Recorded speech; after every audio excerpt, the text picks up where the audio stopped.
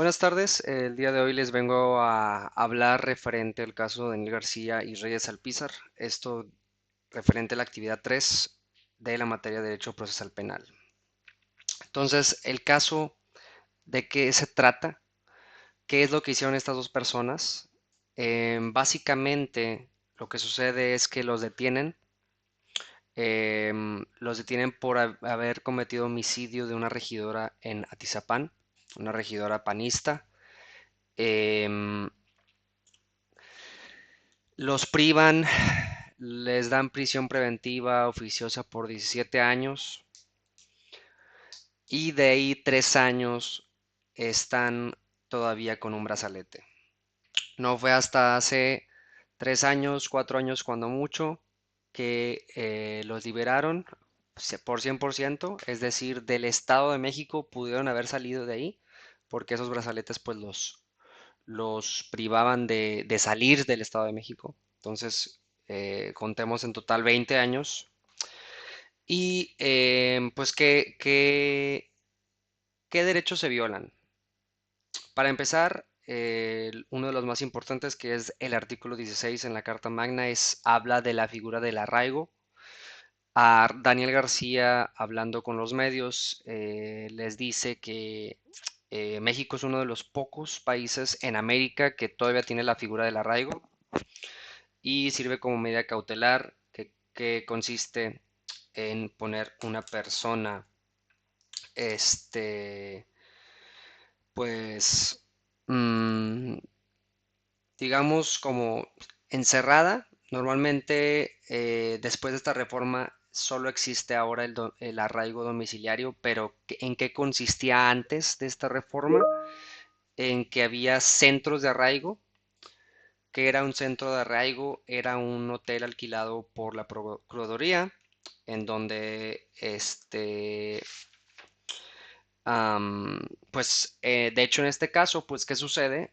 Torturan, em, los mantienen privados y los mantienen encerrados, y dentro de ese lapso, que fueron 45 días, la Procuraduría fabrica la culpa para que Daniel García, en este caso, o Reyes Alpizar también, pues entraran o fueran a prisión, ¿no?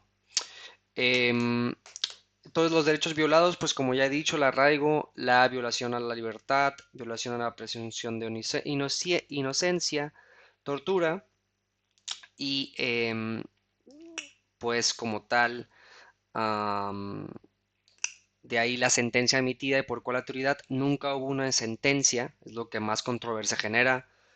Nunca hubo una autoridad que emitiera la sentencia. Después de esta reforma se dice que ahora solamente un juez puede emitirla.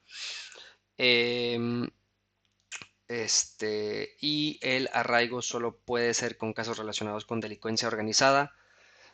Da la casualidad que en ese tiempo, pues, un poco después, pues ya empieza todo el tema de narcotráfico. Entonces, por ese tema, pues también se cambia esa reforma.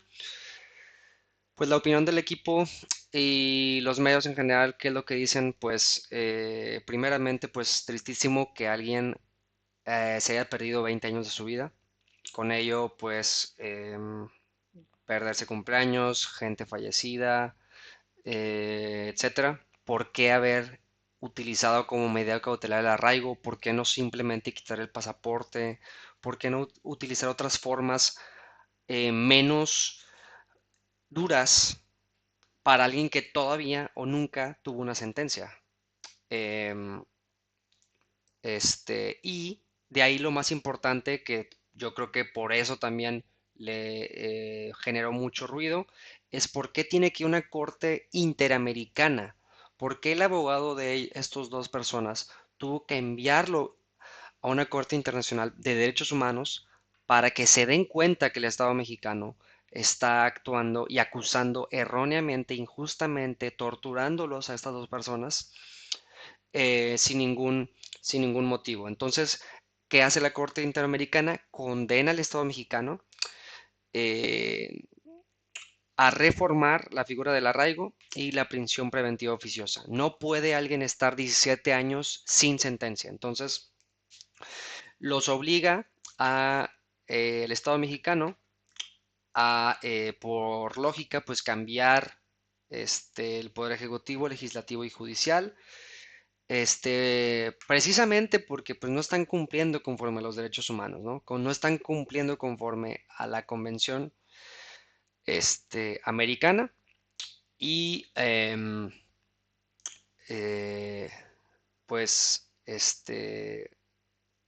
eso fue el caso. Fue algo muy interesante de investigar los artículos, cómo era antes en México, a pesar de que esto inició desde la conquista española. Todavía sigue habiendo casos de manera distinta, pero como con ciertos videos y con una persona con ciertos casos te das una idea de lo que falta, o sea, de la carencia del sistema procesal penal en México. Entonces, eso sería todo. Muchísimas gracias.